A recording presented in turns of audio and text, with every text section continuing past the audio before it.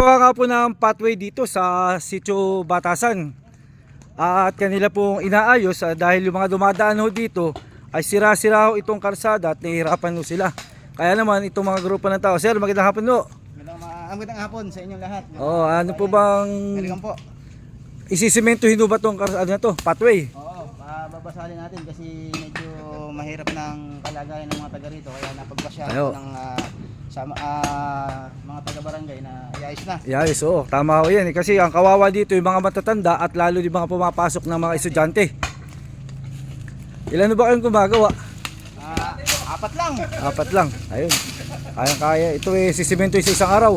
Oo.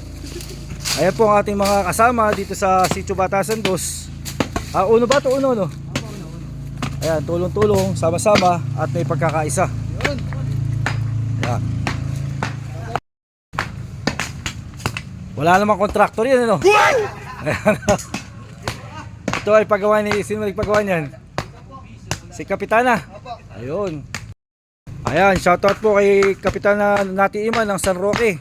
At kanyang pinayos itong Sitio Batasan na pathway.